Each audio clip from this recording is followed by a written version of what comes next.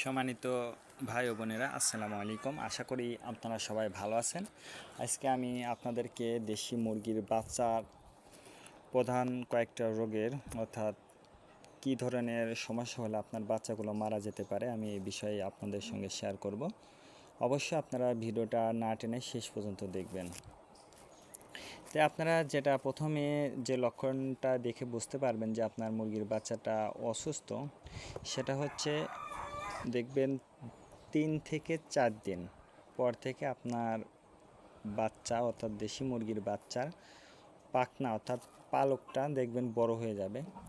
তো এই বড় হয়ে যাওয়া বাচ্চাগুলো কিন্তু সবচেয়ে ওজনে কম হয়। অন্যান্য যে সকল বাচ্চা থাকবে ওই বাচ্চাগুলো থেকে ওজনটা কিন্তু কম হবে এবং খাবারটা খুব একটা বেশি খাবে না এবং ঝিম ধরে দাঁড়ায় থাকবে, কিন্তু মনে হবে যে সে সুস্থ বাচ্চাটা।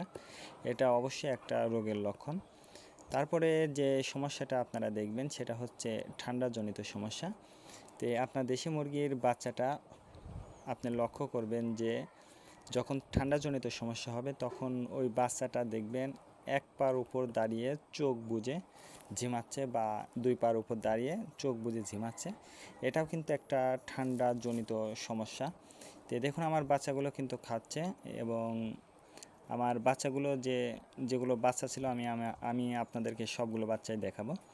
তো যেহেতু আমার যে বাচ্চাগুলো আমি দেখালাম বা হাত দিয়ে যেগুলো দেখালাম ওইগুলো কিন্তু আমার ছোট ছোট বাচ্চা। তো এগুলো আমার বড় মুরগি, তার কারণ আমি বড় মুরগিকেও যেহেতু সকালবেলা আমি ভিডিওটা বানাচ্ছি, তো বড় মুরগিকেও আমি খাবারটা দিয়েছি। তো এই বাচ্চাগুলো দেখেন, এই বাচ্চাগুলো আমার হচ্ছে দ্বিতীয়, অর্থাৎ এর থেকে ছোট বাচ্চা আমি কিন্তু ফার্স্টে দেখাইছি, এটা হচ্ছে দ্বিতীয়, অর্থাৎ এইটা হচ্ছে তার পরের বাচ্চা, মেজো বাচ্চা যেটা বলে। তো এই বাচ্চাগুলো কিন্তু দেখেন বড় হয়ে গেছে।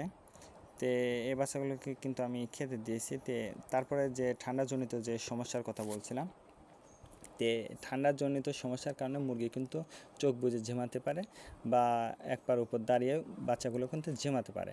তারপরে যে 3 নাম্বারটা বিষয়টা সেটা হচ্ছে আমাশাজনিত সমস্যা। আপনারা জানেন যে আপনার মুরগির যদি আমাশাজনিত সমস্যা হয়ে থাকে তাহলে দেখবেন যে মুরগির বাচ্চার পায়খানার নালী নিচে দেখবেন চুনা বা সাদা পায়খানা লেগে থাকে। তো এই ধরনের যদি সমস্যা হয় অবশ্যই আপনারা আপনার মুরগির বাচ্চাকে অবশ্যই চিকিৎসা দিতে হবে, তার কারণ চিকিৎসা না দিলে কিন্তু এই বাচ্চাগুলো কিন্তু বাঁচানো যাবে না। এবং আরেকটা বিষয় লক্ষ্য করবেন যে আপনারা যখন বাচ্চাটা বের করছেন তখন কিন্তু অবশ্যই সাদা পানি দেবেন এবং খাবারটা কিন্তু ব্রয়লার মুরগির ফিডের অর্থাৎ ছোট দেখবেন খাবারটা পাওয়া যায়, ওই জিরো খাবারটাই কিন্তু আপনি আপনার মুরগির বাচ্চাকে দেবেন।